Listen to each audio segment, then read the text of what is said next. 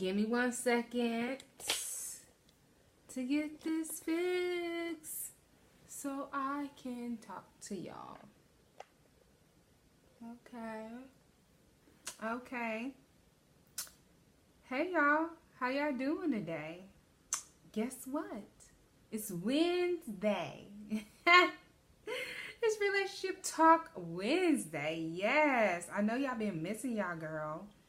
But guess what? She's here. Guess what? She's in the place to be. Relationship Talk, Faith, Love, and Life. Let me make sure my flowers is right. Yes, there we go. There we go. So, it is Relationship Talk. So, I'm indigometellus. If you don't know who I am a relationship educator, and I just love to talk about faith, relationships. I love to talk about love. Sorry, guys. I love to talk about love, and I just love to talk about things in relationships, how to have better relationships, how to have better foundations, and just how to be successful in the relationship that you want to have. And so this week I was watching this video, and it popped up, and it was about, this young lady was talking about, the title was Why Waiting on God Still Has You Single. And I was like, okay, why waiting on God still has you single? Because, you're taught to wait on God. And you're taught to waiting on God, having faith, praying, making sure that you're doing what you're supposed to do. Let God know that, you want him to bless you with your mate. But when I seen that, when I seen her title, why waiting on God has you single, it really was like, okay, let me see where she's going with this, because going to church, you're taught to wait on God. You're taught to have faith. You're taught to walk by faith and not by sight. You're taught that faith without works is, faith without works, the work is dead. It's the evidence of things not seen. And so when I listened to it, I didn't watch the whole thing, but I was like, wow, that is really a great topic to talk about, great topic to discuss, and a great topic to have relationship talk on, because there are a lot of, hey Rain, there are a lot of just people, period, that want to get married. They're ready for the next stage in their life, and they feel like, especially when you're faith-based, like I said, you go to church, they're preaching to you, they're telling you, wait on God, be patient, God got you, keep praying, keep coming to church, keep paying your tithes, keep giving God the praise. And what they don't tell you is that you have to, there's some applications that go along with being faithful. There's some application that goes along with waiting on God. And there's some things that you need to do as a person when you are waiting on God. There's a difference between waiting on God. There's like 3 things. There's waiting on God and doing nothing. There's waiting on God and doing too much. And there's waiting on God but also helping your situation out. You still acknowledging God is the lead. You're still acknowledging God and letting him know that you are being faithful. But you have to take some initiative. And that's the point or part that people miss when they wait on God. They don't take the initiative to help their situation out because they being so faithful and waiting on God. And so I wanted to talk tonight about how waiting on God still has you single. Think about it like this. You pray to God about a job. So you already stepping out on faith, and you're like, hey God, there's this job out here. I know I can do it. I know you laying out the things. I know that if I get this job, I'll increase in my finances. If I get this job, all of this stuff will increase. So you're like being faithful about that. You're putting in the work about that. And you're like, okay, God, I'm asking you to work on my behalf. I'm asking for you to help me get this job.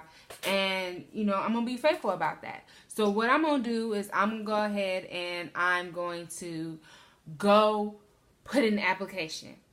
And then I'm going to take the initiative and I'm going to do some research about the job. I'm going to look on the internet. I'm going to maybe compare some salaries so that way if they do call me, I can go up in there and I have a basis of what it is that I, bring to the table. I know I'm going to brush my resume up. I know I'm checking off all the boxes of all the things that I have and all the things that makes me a great candidate for this job. And why can't you look at going into your next relationship or going into marriage, not as a job, but getting yourself ready to be married? A lot of us want to be married, but we don't know all the ingredients that go into being married. So waiting on God is causing you to still be single because you're not doing the work that needs to be done to allow your mate to come to you. So, like I said, you could think of the same thing as a whole job. You're getting your resume together. You're preparing yourself. Look at your relationship with yourself and with God the same way. You want God to do something for you, but are you doing the research? Are you preparing yourself as a vessel to receive what it is that He has for you? A lot of times we want things, but we don't even prepare ourselves to have the things that we're asking for. We feel like, okay, God, I'm waiting on you. I want you to do all this stuff for me. I want you to make me a millionaire. But if God was to bless you to be a millionaire today, do you honestly think you would know how to stay financially healthy, stay financially fit? And how long do you think that $1 million will last you? If you've never been a millionaire before, and if you never held on to a large sum of money, how do you think that God will be able to bless you with something you never had if you never prepared for it? So why waiting on God is causing you to be single is because you expect God to do all the work and you expect Him to bring everything to you in a cute little package. And God's like, it doesn't work like that. Yes, I am being faithful by knowing the desires of your heart, but are you being faithful to the process of wanting to become a wife? Are you being faithful to the process of, Lord, why is it that every time I turn onto Facebook and I see another person getting married, when am I going to get the person when are you going to send the person that you have for me? I'm being patient. I'm being faithful. I'm going to church. I'm paying my tithes. And I'm waiting on you to deliver this man that I want. And you have to be realistic with yourself. If you just got out of bad relationship after bad relationship after bad relationship, how will you even be able to recognize the mate that God is bringing to you if you haven't even put in the work to recognize the value that you have in yourself? You just been in 3 different bad relationships and now you crying out to God and you're like, God, I'm tired of being single. When are you going to send me who you have for me? And God is like, I've been had who I have for you, but you're not willing to put in the work. You're not willing to make the sacrifice. You're not willing to go educate yourself on how to be a wife. You're not willing to pray for your mate before you even get him. You're not even willing to take care of your mind, body, and soul. Why would I send you who I have for you if you are not willing to put in the work? You want to come crying to me when things don't work, but you're not willing to be a great teammate and support the process that I'm trying to bring you through. And you wonder why you're waiting on God and you're still single. Because it doesn't work like a magic pill. God does not work on our timing.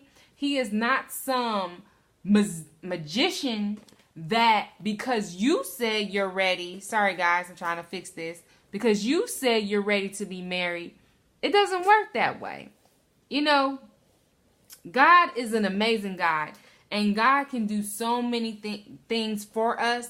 But it is a teammate situation. And I know a lot of times in church we've heard, oh, God doesn't need my help.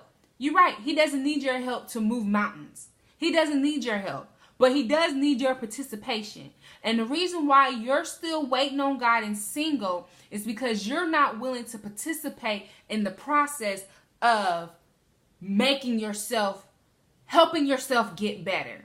You're not willing to be honest about the things that you're holding on to. You won't let go of the simple things so you can be able to forgive whoever hurt you. You're not willing to let those things that have hurt you be lessons and experience so you can go on and share your testimony with someone else. You too busy being bitter, but I'm waiting on God to send me my husband. And God is like, was ready to send your husband. Your husband is like right there at the corner, but you won't even go outside and take a lap around the block.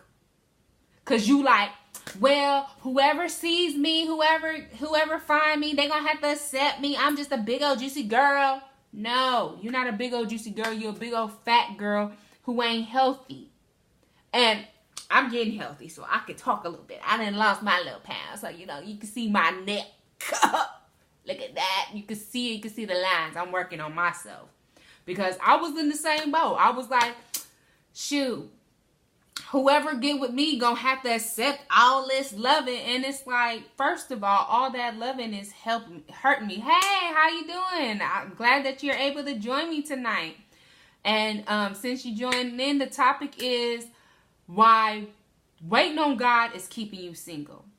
And I want to point out 3 things why waiting on God is keeping you single. 1, you're not willing to be a participant in your own life for God to work on you. 2, you're not willing to prepare yourself to be a wife. And 3, you're just in the way. You in the way, holding on to faith, but you're not walking the faith. You know the faith. You feel the faith. You go to church and they preach the faith in your life. They even tell you, prophesy to you, get in the prayer line. Somebody says, hey, God got a husband for you. You get all hyped up on it, but you don't go home and continue to do the work. You don't prepare yourself to be a wife. So how are you going to be something you never been? And how can you expect something to happen if the expectations, you don't even believe the expectations yourself? You rather be a Debbie Downer and doubt the process of you becoming a wife and cry about not being the wife, but you're not willing to be a willing participant in you becoming the wife that God says you're going to be. We automatically know that God says that he that findeth a wife findeth favor. So how do I obtain favor for my husband for when he finds me? Do you even know what that means? Do you even know that you are favored?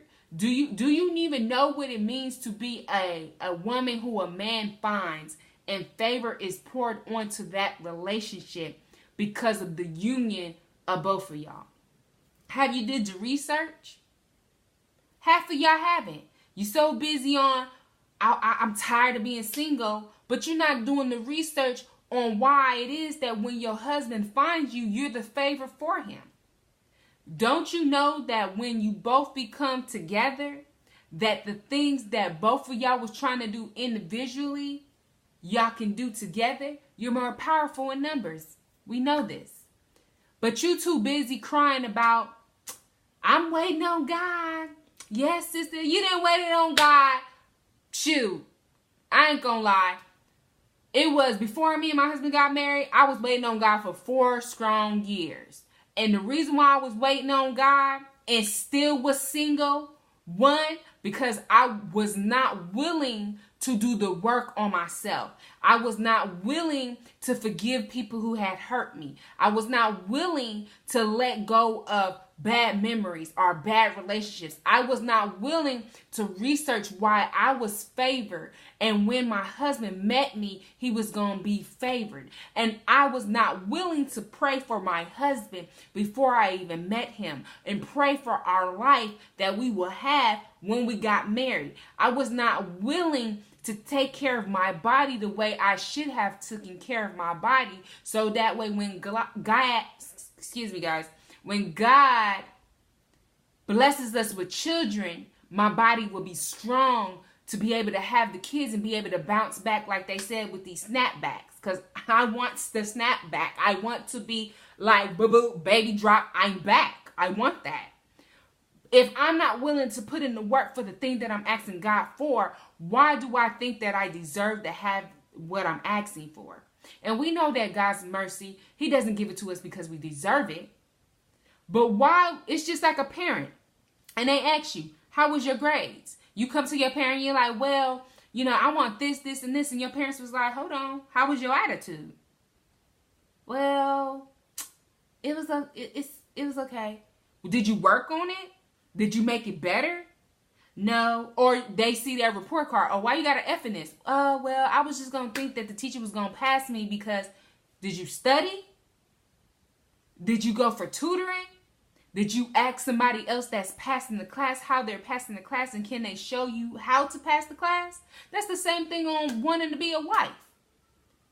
Are you surrounding yourself with like-minded women who want to become married? Are you surrounding yourself around women who are married successfully?